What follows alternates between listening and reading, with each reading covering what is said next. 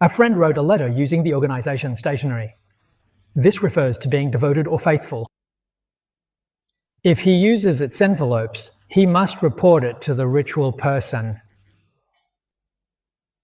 Today I used a few sheets of letter paper and a couple of envelopes, and when I was sealing them up, I thought he was being really fussy. Who doesn't use them like this? Why are you being so nitpicky? He said, I'm a Buddhist. If you don't give me permission and I use them, then I'm breaking the precepts. I have to report to you, and once you nod and agree, then I won't be committing theft. He really understands the rules.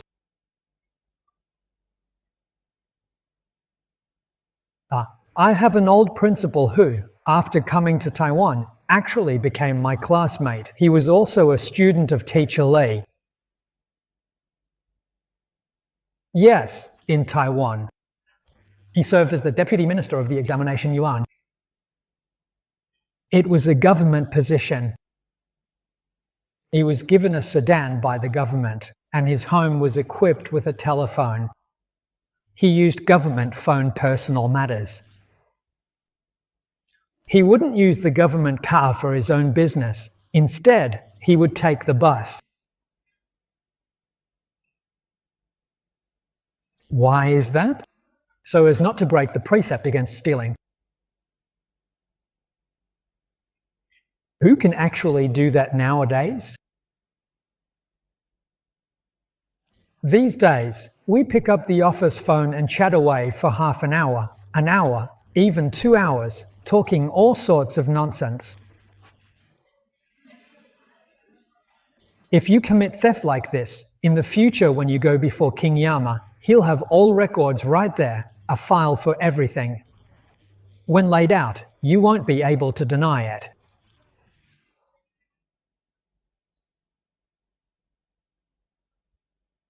It's made very clear in the Earth Store Sutra about staying in the monastery. We are breaking precepts every single day, and we don't even realize it ourselves. We think it's totally normal. Why? Because everyone does it. If you don't do it, people will say you're weird. Take my old acquaintance, village chief Ju Bangdao. Lots of people said he was foolish. They said he was too stubborn, couldn't adapt.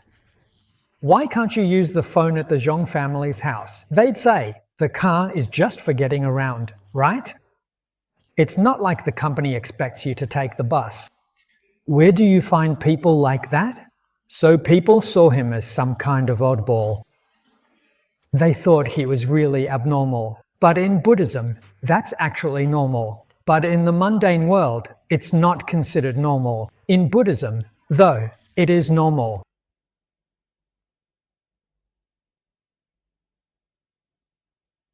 So let's look at how the previous generation practiced.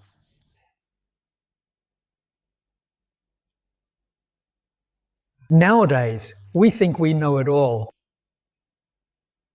But just because you think you're right doesn't mean the Buddhas and Bodhisattvas agree with you.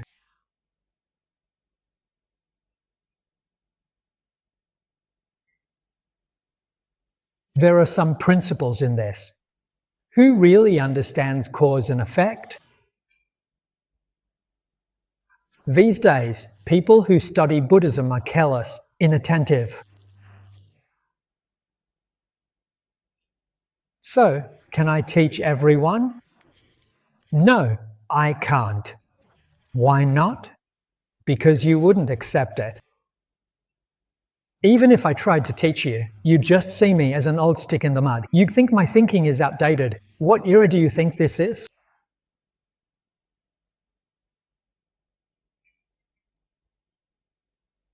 That's why, in today's world, just now, a student even told me that their kids at home don't listen and there's no way to discipline them. These kinds of things are normal now. So you have to realize for yourself that in this day and age, there's no such thing as father and son anymore.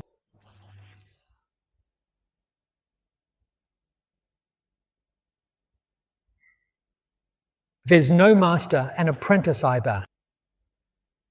Honestly, if you can be friends, that's good.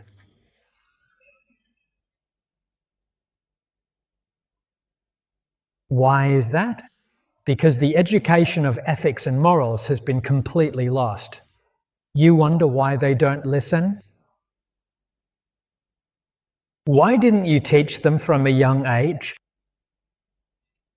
If you didn't teach them when they were little, you can't blame them for not listening now. You can only blame yourself for being negligent.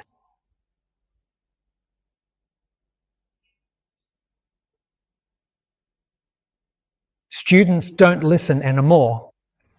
Back then, Master Yang Peifa told me, where can you even find disciples or friends these days? If you can just get along well as friends, that's already good enough. Don't ever treat them as disciples, or you'll end up bitterly disappointed. You'll end up heartbroken. What he said makes sense. Now, the education of ethics and morals is completely gone. People coming together. It's all based on interests and personal gain. If being friends benefits me, then we're friends. If not, the next day I won't even know you.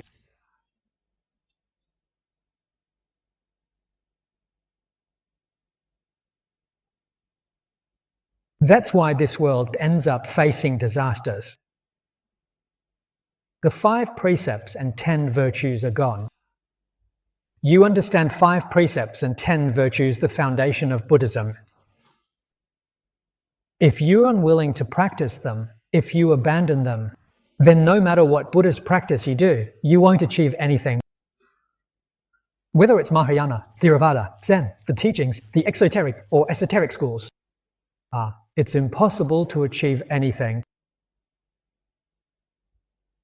As for the path in your next life, you'll fall wherever you are meant to fall.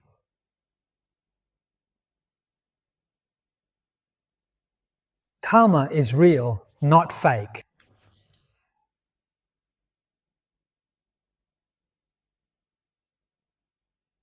Even all the Buddhas and Bodhisattvas can't change the law of cause and effect.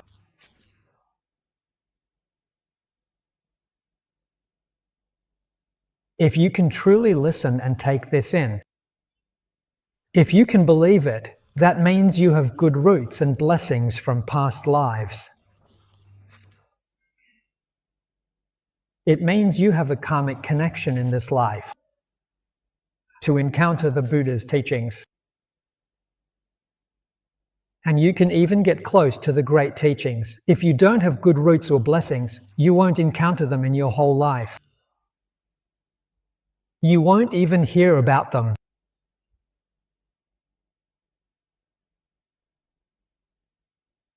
Sexual misconduct without saying, what era are we living in now? Everyone can see it all too clearly, but you have to remember what the ancients used to say.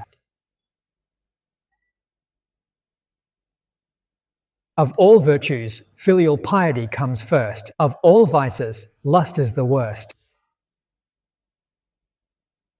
Don't take it lightly. All the disasters in the world come from this very source.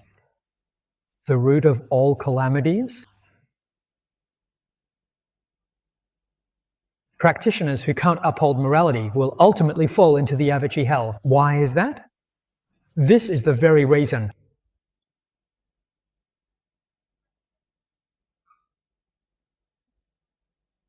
If we become careless or indifferent about this, then in this life, a rare opportunity as precious as meeting the West will be lost. Next. Who knows in which province or on which street you'll encounter it again in your next life? Do you think the profound, subtle Dharma is easy to come across? When you encounter a problem, make up your mind to overcome your bad habits. cut off all things and cultivate all good.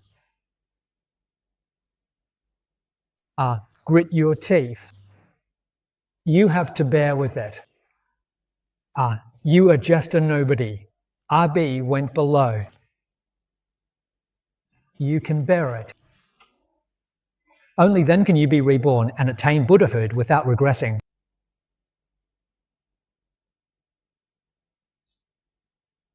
We must be more careful when telling lies. Why it's the easiest mistake.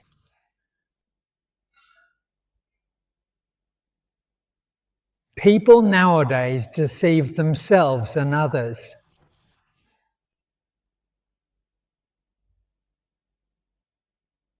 That's truly deceiving both oneself and others. Can you achieve anything like that? Don't think this is just a small good deed, too insignificant. Do not refrain from doing small good deeds. So the 5 precepts must be upheld. Strictly observe them. It brings us great benefit. This 9th point. There are many exceptions. You must be clear about them yourself. Don't make exceptions at random. Otherwise, you are breaking the precepts.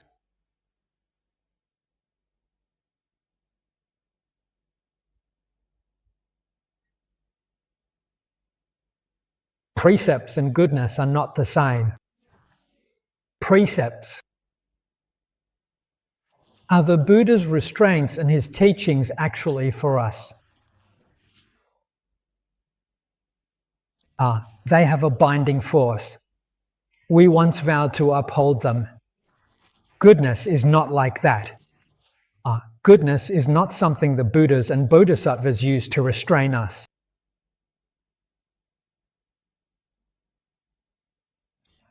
It's our own conscience.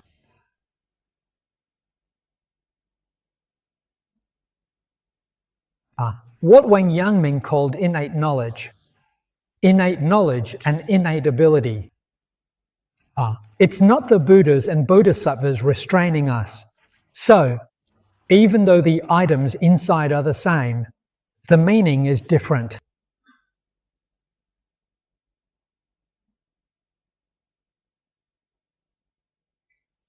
In the precepts of the 3 good deeds, the first 3 are exactly the same as the first 3 of the 5 precepts.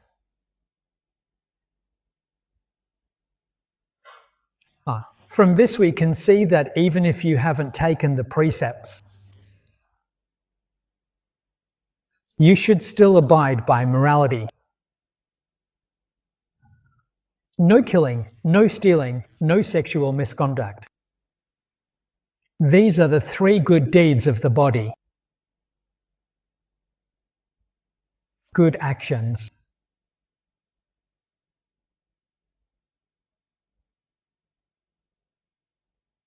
As for speech, there are 4 kinds of goodness. Not only should we not lie, but also not use harsh words. Harsh words are speaking rudely. Saying things that sound very unpleasant to others.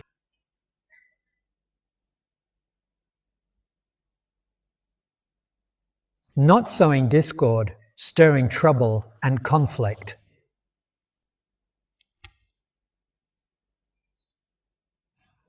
Often in daily life, we unknowingly commit these faults.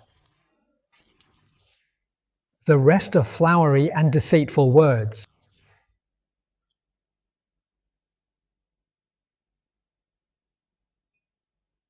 Which tempt and incite people to act. They undermine the good customs and morals of society.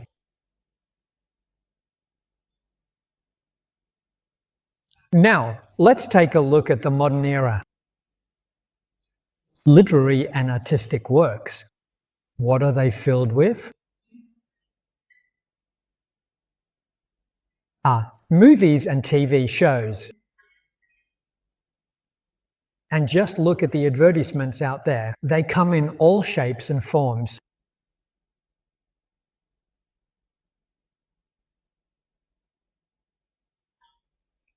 Almost more than 80% are about sex and violence. They are all about killing, stealing, sexual misconduct, and lying.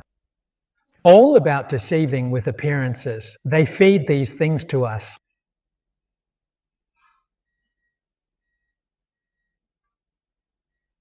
How could society not be chaotic?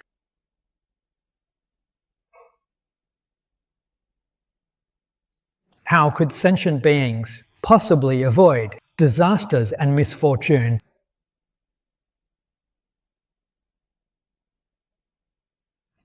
So, where do all these natural and man-made disasters come from? They are the result of the unwholesome causes we ourselves have created. Unwholesome actions naturally bring unwholesome consequences. Isn't this just reaping what we sow? It's not that someone else did it. It's that you reap what you sow.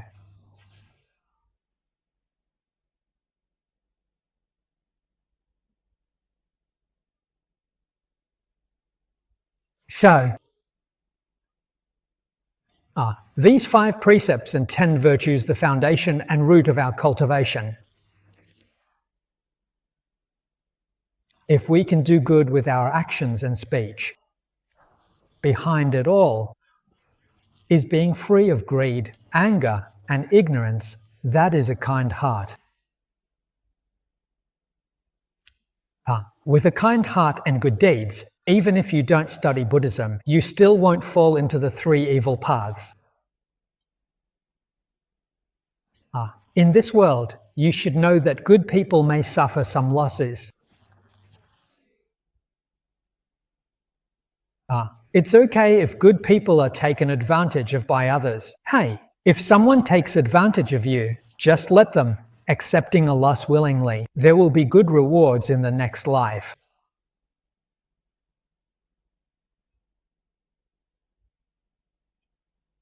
Even if you don't seek rebirth in the Pure Land, in the next life or the one after, you can be reborn in the heavenly realms. Not to mention ascending to the highest heavens, even if you can reach the Triastria heaven or the 4 heavenly kings' heaven, for blessings there are countless times greater than those in the human world.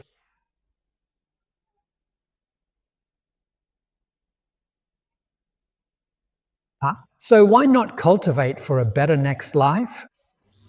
The next life is long, but this life is short.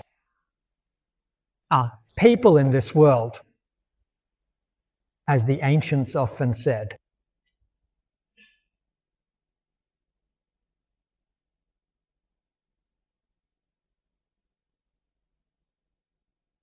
even someone who lives to 100 years old is still very rare. As the saying goes, a person living to 70 has always been rare.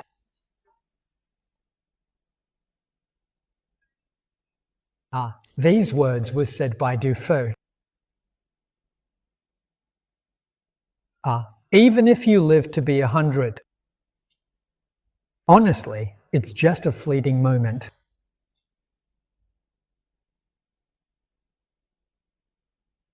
So we must understand life is short and full of suffering. In this lifetime, be willing to endure hardship, be willing to endure from others. And you will surely gain blessings in the next life. Buddha explained clearly sutras, 1 day Triastria heaven, 100 years human world. The lifespan of beings in the Triastria heaven is 1,000 years. 1 year in the Triastria heaven is equivalent to 3,600 years in our human world. One of their days is 100 of our years. Imagine their 1,000-year lifespan. They enjoy the blessings of heavenly beings. Why not pursue this path?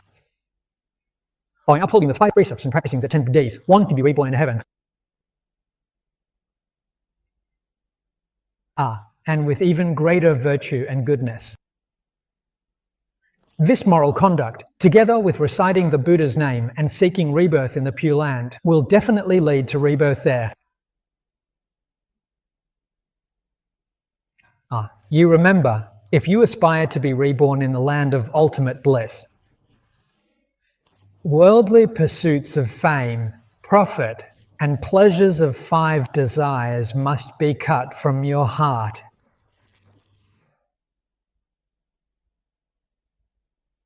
If you still harbor these things in your heart, they become obstacles to your rebirth.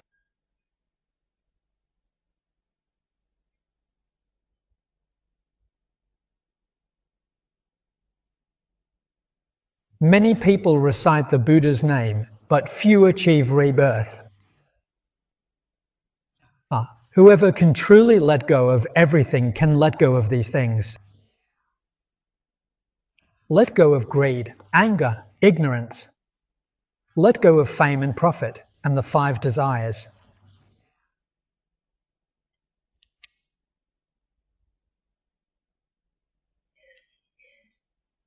Restore your pure mind, your sincere mind.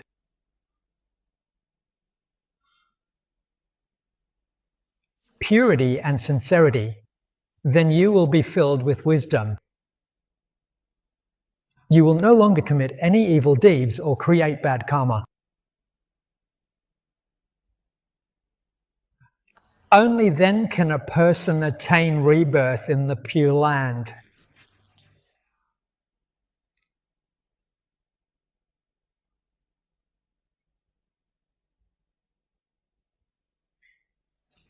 Pay attention and observe carefully. In the biographies of rebirth, records of sages and worthies of the Pure Land, among our fellow practitioners we see Lin Mingzong and Shi Rui truly believed and attained rebirth. Think how they conducted themselves throughout their lives.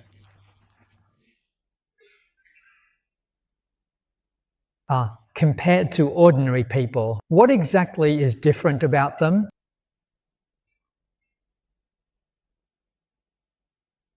Once we understand this, it all becomes clear.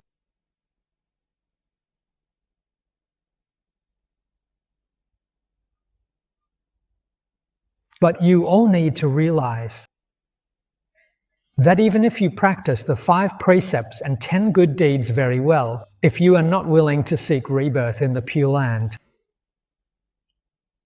if you are reborn in the heavens and have a long life, that life not come to end, what will you do when your heavenly blessings are used up? You will fall again. So being born in the heavens is not the ultimate solution. And that's not just talking about the heavens of the desire realm. Even the form and formless realms are not ultimate either. It doesn't count, it's just karmic reward. That's why, in Buddhism, we talk about the lesser fruits. When you cultivate and attain these lesser fruits, the starting point is from arhatship. Why is that? Because you no longer revolve in the 6 realms of rebirth. Only by transcending the 6 realms of samsara is it a true result. If you haven't escaped the 6 realms, it isn't true attainment.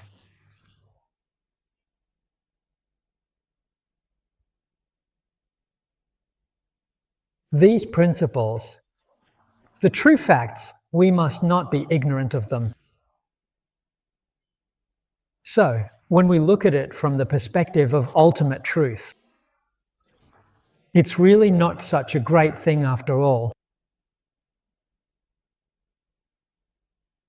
Let alone ascending to heaven to enjoy heavenly blessings. Even if Brahma himself invited me to be the great Brahma king, I wouldn't do it. I wouldn't fall for that trick either. If Maheshvara, the Lord of Heaven offered me his throne, I still wouldn't fall for it. Because you have to realize their lifespans all come to an end. What happens when their lifespan runs out? Truly, a wise person, truly someone with ambition in this life, strives with vigor and breaks free from 3 realms, escaping cycle of rebirth. So, among these 6 kinds of good and evil, the first one is the supreme goodness of humans and gods. It doesn't count as a result, but the goodness of humans and gods is the foundation. What makes who recite the Buddha's name special is this. Even with a little bit of goodness, we can be reborn in the Pure Land with our karma. This is why it's easy to be reborn in Amitabha's Pure Land. Its standard is very, very low. So low that it can't get any lower. If we were to raise the bar even a little higher, we might not be able to achieve it in this lifetime. But as for the 5 precepts and 10 good deeds, we can definitely manage them. The only question is whether you're willing to do it or not. If you're willing, there's no one who can't do it.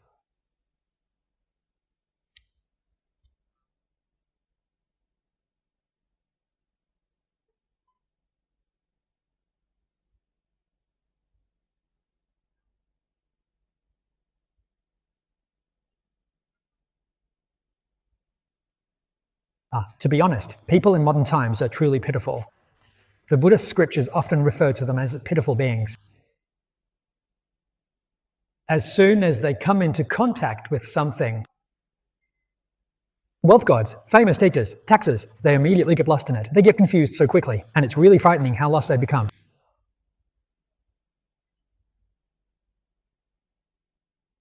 If your 6 senses encounter these situations and you don't get confused, if your mind remains calm and clear, then there's hope for you. If you study Buddhism, you can achieve success. But the more people encounter these things, the more they immediately become confused and disoriented. There's no hope for them.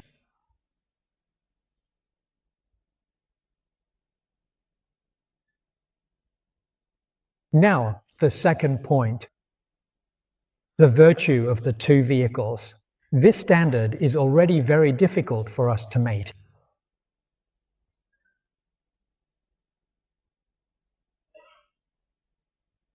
The Uvakas and Pratyekabuddhas.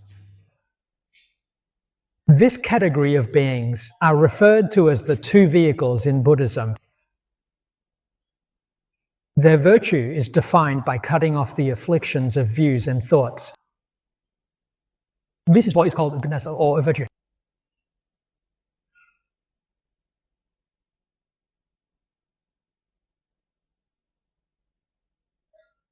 Now, the afflictions of views.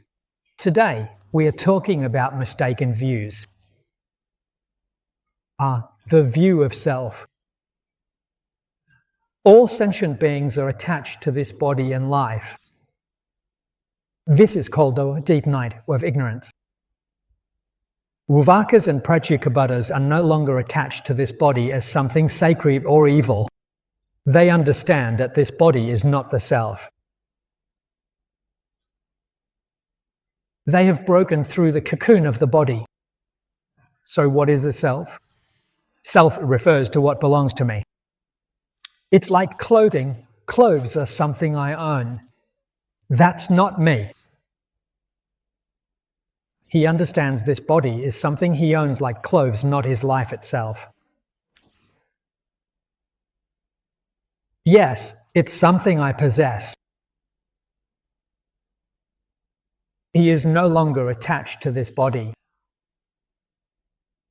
It's just like our clothes. When the time comes, we take them off and put on another set.